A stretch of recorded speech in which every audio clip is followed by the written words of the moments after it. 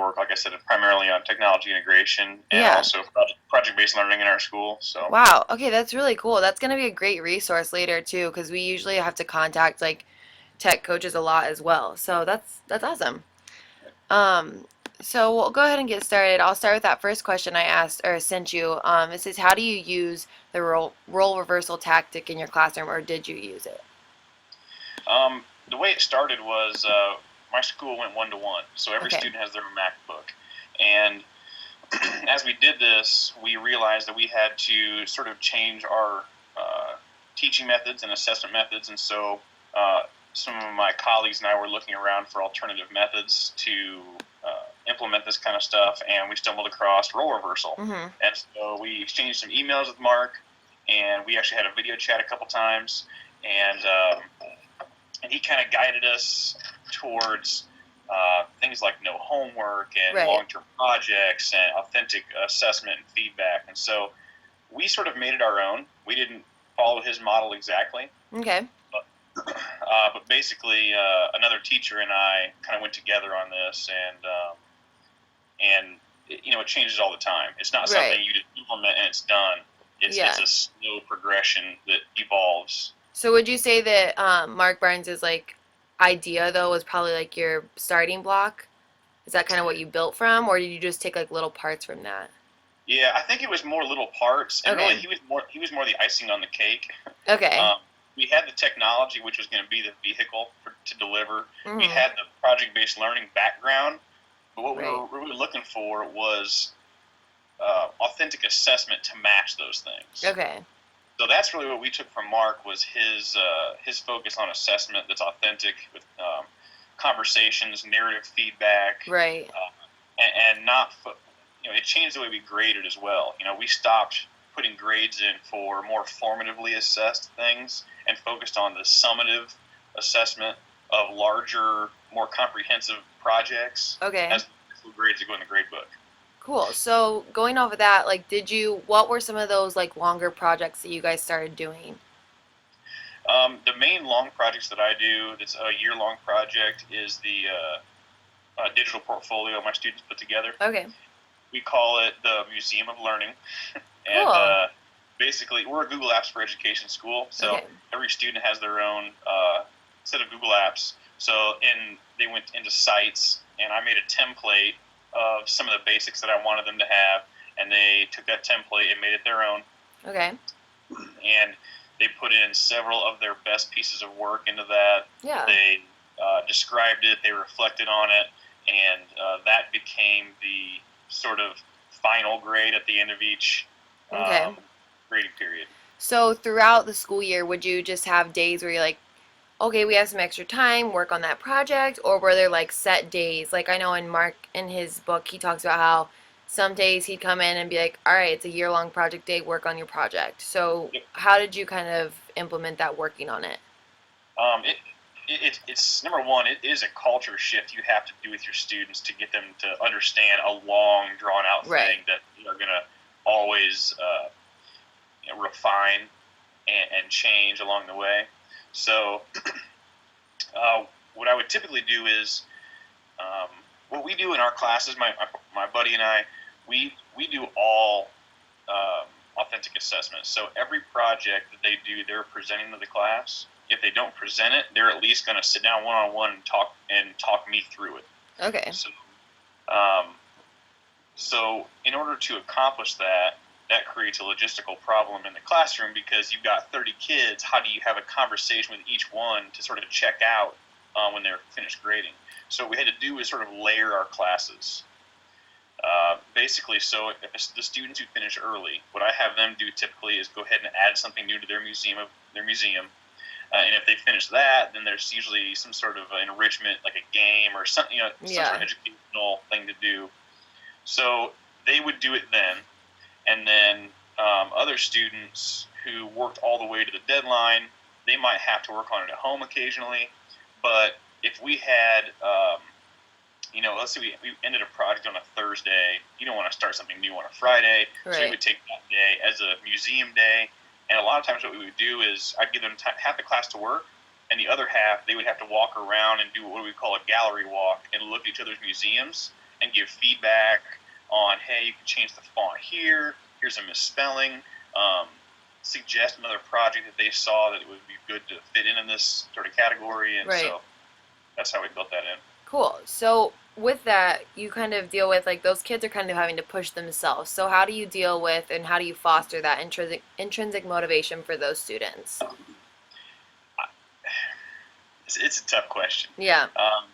Because you can't ever make someone learn something. Right. You can only coerce short-term memorization. The intrinsic part sometimes isn't there. I mean, you get these kids after 6 or 7 years of traditional education, and then they walk into your classroom and you're more progressive. You're doing projects and authentic assessment, all these things, and it's a culture shock for them. Right. They're not really used to that. So the only thing I've found to be really successful in addressing the intrinsic motivation is to build quality relationships with the students. Great. Establish that connection, yeah. The personal connection, the academic connection where you appreciate them as academics regardless of their level, giving them attainable goals along the way. Right. That really is the only thing I've found. I mean, good feedback too is great. Yeah. Extending their work out to a larger audience, whether that's other teachers or parents or community members that you bring in, giving them some recognition outside of just you, that sort of boosts them up and makes them want to go even farther and do even a better job next time. But really, it's the relationship you build with your students. Right. It's one of the most important things. It's funny, I've been in the ed school for 3 years now, and it seems like that's what every teacher says. So, yeah, I think it's true. Very true. Yeah. It's very true. So, you've kind of talked about how you use the year-long projects and things like that, but what about his idea of no homework and no rules in the classroom? How do you do you use that, and if not, like, what do you think about it? Yeah, I have no homework. Okay. Well, I should say I don't assign any homework to be done at home. I assign work, and if students don't use their class time wisely, they're gonna do some of it at home. Okay. So that's kind of my philosophy on that. I mean, yeah. we work really hard bell to bell. As soon as that bell rings, we are working and moving and going, and we don't stop until the bell rings. And that's sort of my contract with them. It's an unwritten contract, but I tell them, look, as long as you give me we have 50-minute periods, as long as you give me a full 50 minutes, I won't ask for your time at home. Right. I understand that you're athletes, you're taking care of a little brother, little sister, involved in other extracurriculars, and so I try to respect that. But if they waste their time, then right. They have to, okay. And as far as did you ask about the tests as well? On that question, I had said something about no rules, because he also says that, like, they don't have rules in their classrooms, but. Yeah, and I don't either. I mean, I have, we talk about it on the first day, it's just about respect. Right. Everything can come down to respect. And it seems like when you have, and this really, I did this before I talked to Mark, but when you have 10 rules or 15 rules, those have to be enforced, and they have to be strictly adhered to, otherwise they lose validity. Right. So that's kind of sorry. No, you're fine. That was good. So I guess kind of onto the test and your kind of the feedback versus giving just like solid grades, kind of, because it seemed like he was saying, just putting a big stamp of a C on a test is not going to be effective. So how do you respond to, like, or how have you shifted your grading and responses to tests? Okay. When I first started teaching, I gave tests and quizzes because that's what I thought assessment was. Right. And, I would write notes on the top and things like that, which the students didn't read. Right. So it never felt right. And so as I started doing more project-based things, I started to, open my doors, so to speak, to all different types of assessment methods. And what I landed on, and it went through. There was a journey of things. It didn't. Yeah. It was a progression to this. But what I landed on is basically no quizzes, no tests, and I was a social studies teacher, so it's content heavy. Yeah. So I would give, okay, I should say this. I would give occasional quizzes, but I wouldn't take grades on them. I called them diagnostics, Okay. just to kind of make them. I just tell kids, hey, look, I just want to get a little. I tell them I want to dip the thermometer in, see what the temperature's like here real quick. We're not going to count it. I just want to see where you're at with this. Okay. So that helped me, but I never graded that stuff. I gave no tests. I would, I would just simply evaluate their final project, or if it was something smaller, like an activity, we would sit down one-on-one and grade it. Okay. And as I went through their activity, and I would ask them questions. If I thought maybe they didn't know what they were talking about, I would ask some probing questions. And in the end, we would just have a discussion and say, okay, well, here was my criteria to begin this activity. You were supposed to do X, Y, and Z. You did a great job on X. Y was kind of shaky, and Z you didn't really finish. So what's a fair grade for this? So in the end, the grades themselves and the points that you assign to them don't really matter. But what the grades are is a common language that you have with students. Right. Narrative feedback is great. I love it. I wish I could do it, but students and parents understand what a C means. Right. They understand what an A means. I don't like it. I don't want to do it. Yeah. We're moving away from that right now. We're working on skill-based report cards that are things like habits of learning. There's a article, I forget what it's called, the 16 Habits of Mind, I think it's called. Things like that, like intrinsic motivation, independent learning skills, and those kind of things.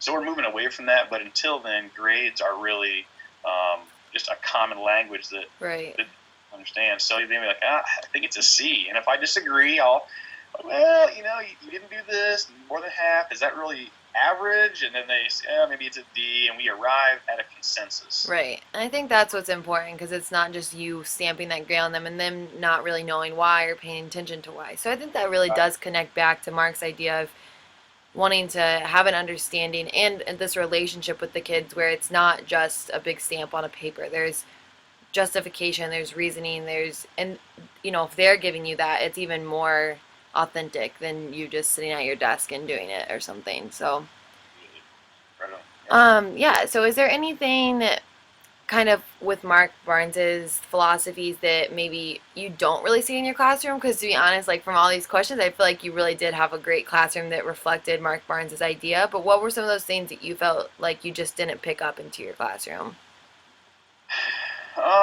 Well, I guess the totally doing away with report cards and just giving a narrative feedback. Right. I mean, like I said, I wish I could do something like that, but I didn't implement that. Right, but it does sound like you shifted it enough to where it was still his idea of like this reflection, and Yeah. it wasn't just that like stamp of the report card. But it does make sense that you wouldn't just be shifting the minds of the kids, you'd be shifting the parents and Yeah, that kind of relationship there. And let's see, I think that based on the way I'll be honest, I haven't read the entire book. Yeah. We talked to him as he was writing it, and I think that he mentions my buddy Joey in there, or had you quote or something. But yeah. We just talked so much as he was writing it, and I talked to him at a few conferences and heard him speak elsewhere. I felt like I kind of knew it. But based on his other writings on his blog that I've always read, and some of the book that I've read, I guess I feel like students need a little bit more structure than what he advocates for. Gotcha. And he probably does build it into his culture in his classroom in the beginning, more than what he lets on in his writings. Yeah. But it is an absolute culture shock to the kids. No, to have independent time, to not be lectured to and stand in front of them. A lot of times in just doing project-based things, the kids are like, just tell me what I have to know. Right. I'm like, it's not like that. Sorry, you have to discover this information on your own, and you tell me what you should have to know. Yeah. And that just... No, yeah, I totally understand that, because we've honestly kind of taken this idea into in our college level class, and that was a culture shock for me. Like, I just needed them to tell me what I need to do, when I need to do it. Like, so I totally get that for even like middle school, high schoolers, that would be very difficult. So. Yeah.